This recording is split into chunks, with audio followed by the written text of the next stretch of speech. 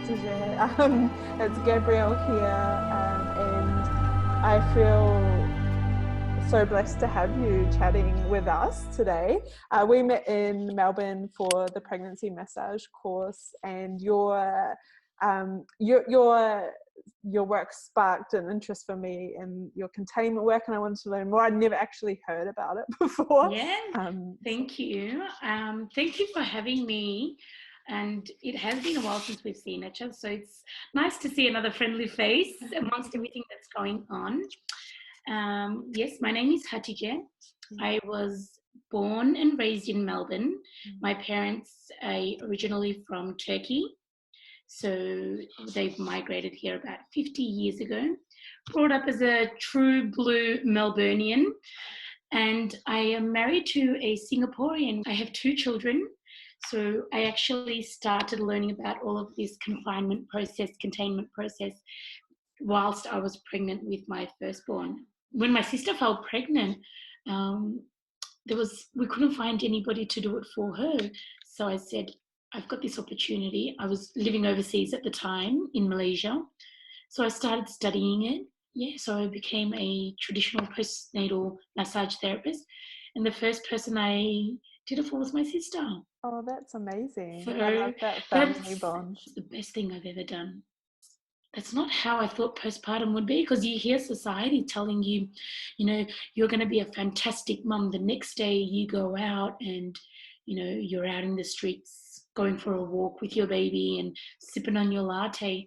So staying at home and this rest and this healing was really interesting, and I did it. I did it with both my children.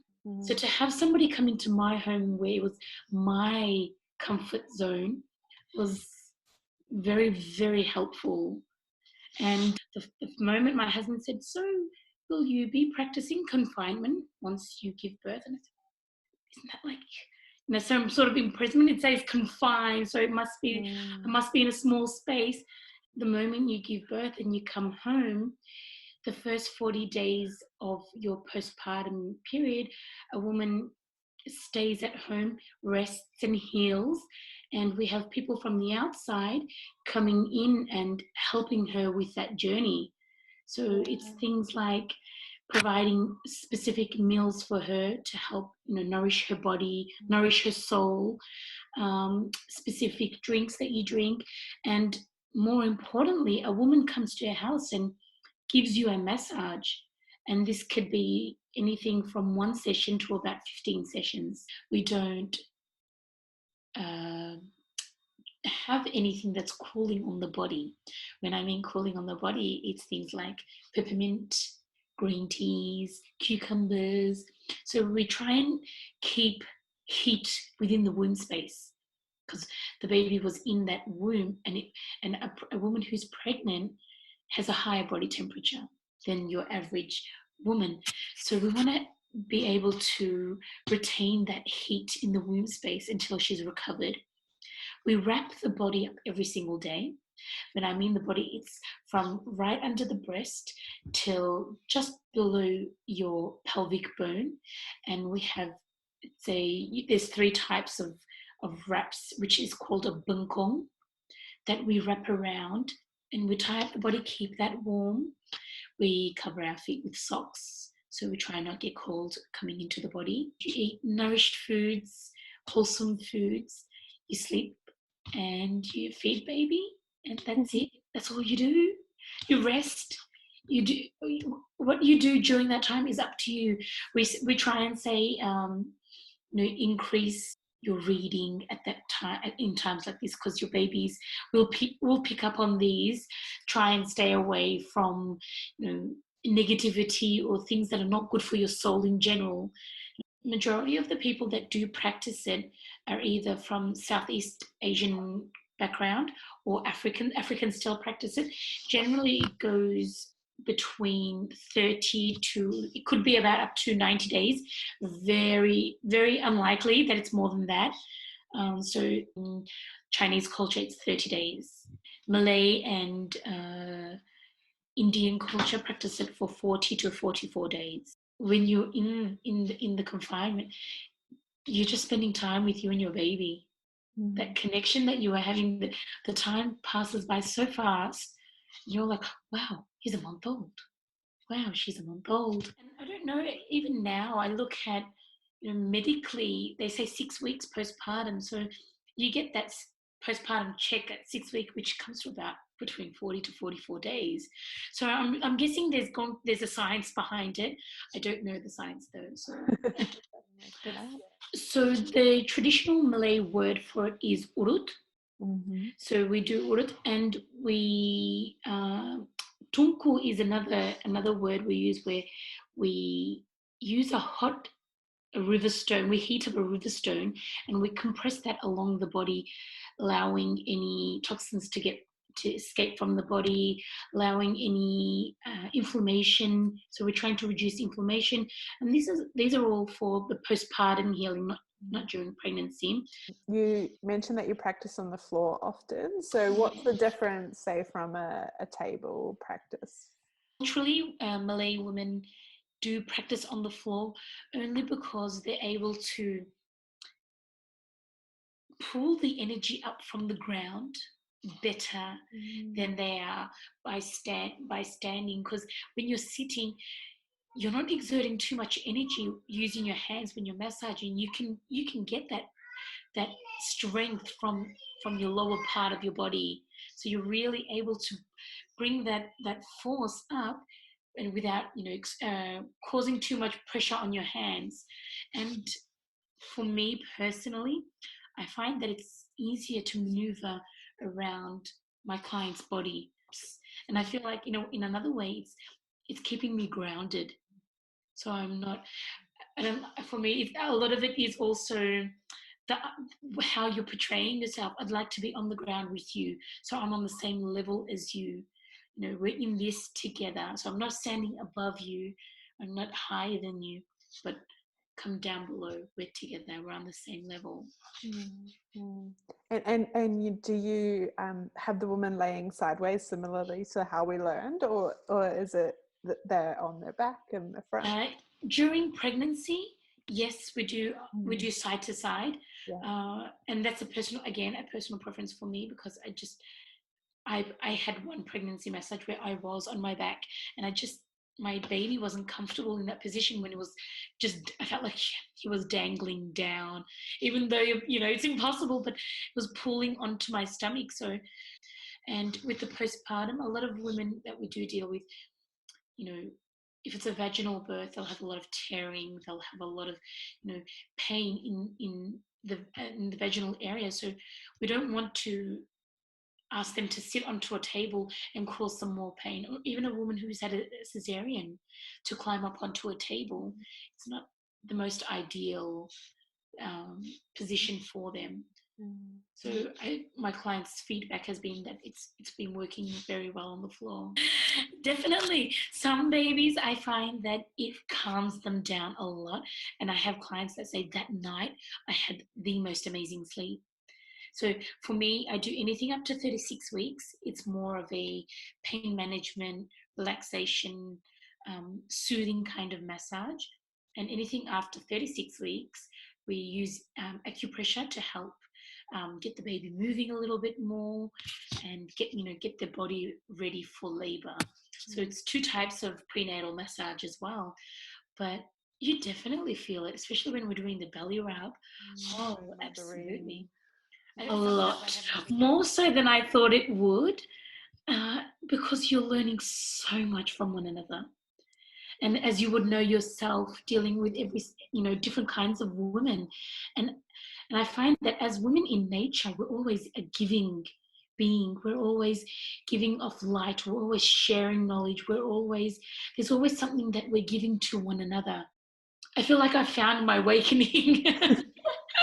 I'm in the zone. Yeah, I totally understand that. I feel the same. Like, I've sort of found myself through bodywork, and actually I feel the most alive when I'm sharing. It's important. You don't realize how much we can give to one another by a human touch. And everything that is going on now, more than ever, we realize how important touch is. We're Sometimes going. breaking down that barrier in between, you know, your client and yourself to be able to establish a good relationship. Because at the end of the day, you know, I'm from a Muslim background, so we believe in Islam. For us, physical contact it's more than just touching. It's there's the energy that you give off to one another. So you want to establish that energy, that wave to one another.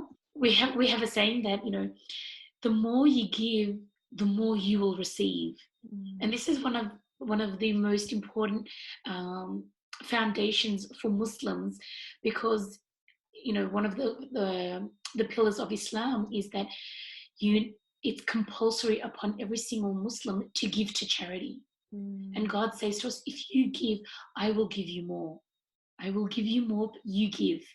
And it's that act of, you know, making someone else happy, giving something to someone else to see their face. It's not always about us. Sometimes we give, but we don't understand where it's coming from, but you see that receiving end yourself. It's almost as though it's more traditional and it's more based on herbal remedies and, you know, centuries of practice. So it's things that are passed on. It's the knowledge that's passed down from all the elders, from all the people that have been practicing, and it's proven methods that work. I find that in Australia, we're fortunate enough to have the science behind it and the rules and the regulations, because, you know, we have advanced technology where we're able to practice these and get it from places that have tested it. You know, so for me, it's being able to almost bring these two cultures, or these two, I don't want to say worlds, but two different practices together, and infusing that and using that. So it's using the science, but with also a traditional background, or a traditional remedy to it as well. So they work in perfect harmony together. I wish the government would allow, you know, private insurance to cover a lot more of our natural medicines. So for me that is a huge thing, because we use a lot of traditional Chinese medicine, a lot of the herbs that are used in that.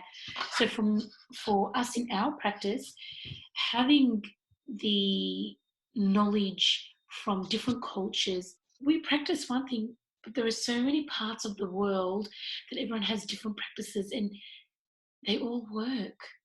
They all work. So to be able to bring a little bit of something from this part of the world, bring something else from here, and to have it together, it's like you've got the world in your hand. And with women, that's what we want. We want to have that safety, you know, something that's, especially during birth, you want something that's going to, you know, resemble you. You want something that's going to be a connection with you, because it's such a big thing that you're doing, you know, bringing a human life into this world. There's hope. Women-centered care, right? Absolutely. Women-centered everything. I mean, as Beyonce is saying, who runs the world? That's it. And I do think it is, because it's that heart connection, especially when you're giving birth, because some of the process is so medicalized, which is more of like a masculine energy.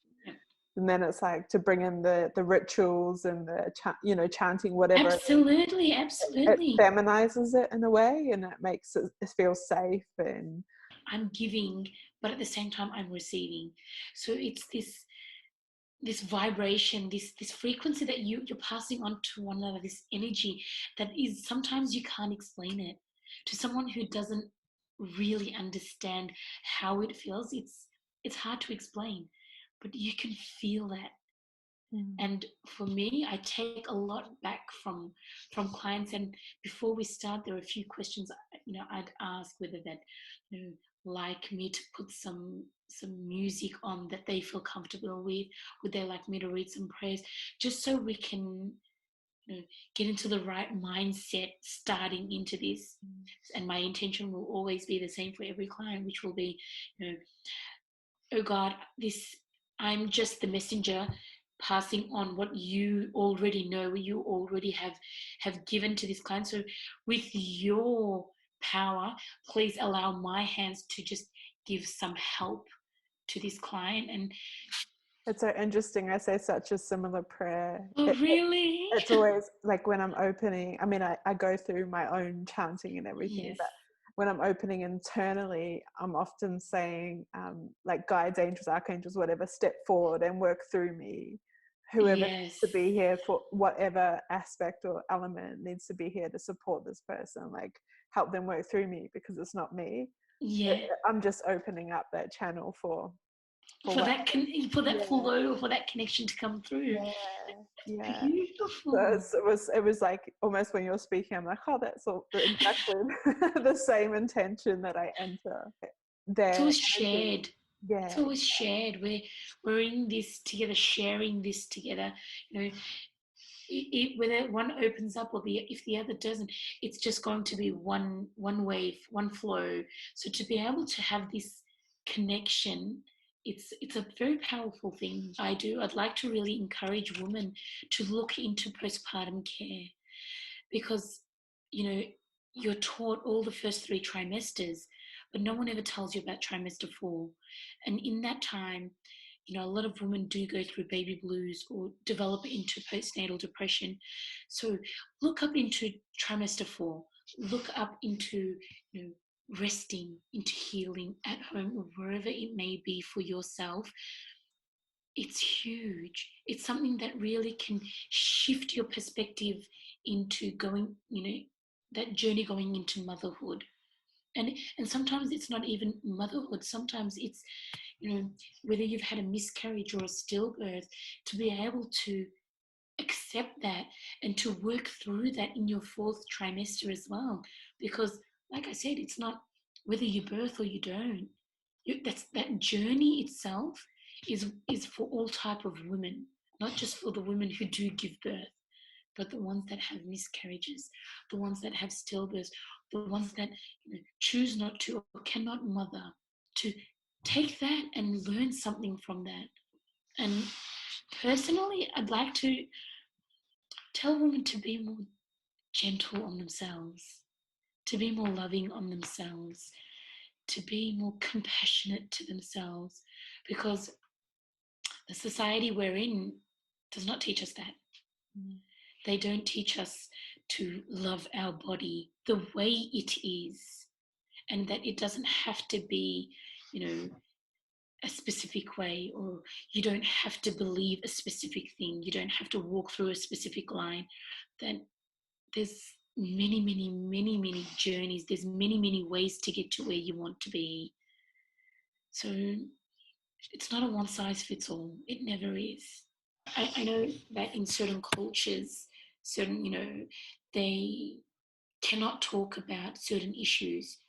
For example, sex or, miscarriages. It's almost like it's taboo. But if we can create this safe space, first and foremost between women, and then start opening up, because don't forget, as individually, there's so much we can do, but collectively, we can do a lot more.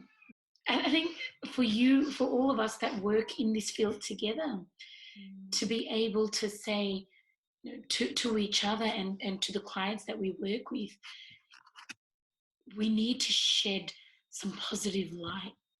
We need to share good vibes, because we need this. We need this to live and breathe.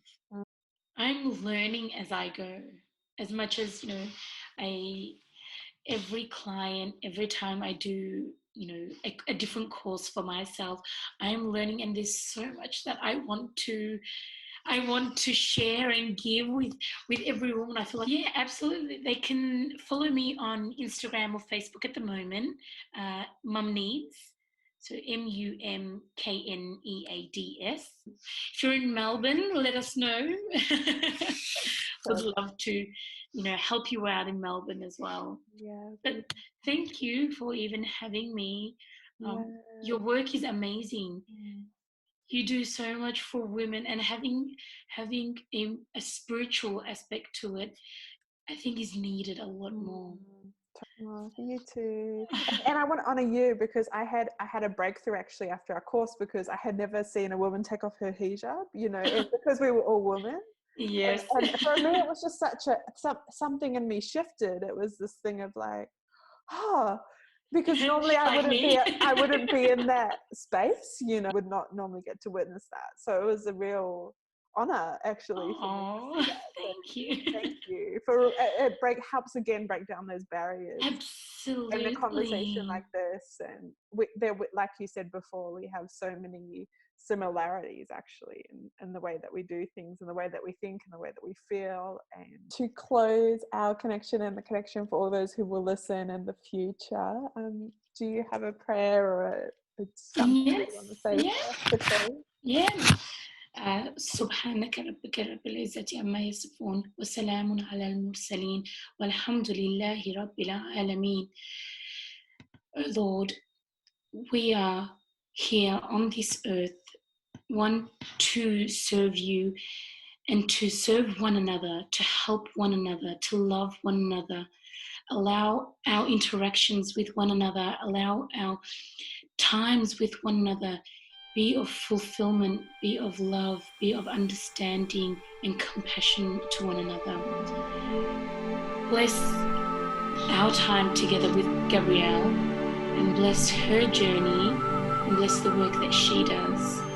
And I pray that she succeeds in whatever she does. I thank you.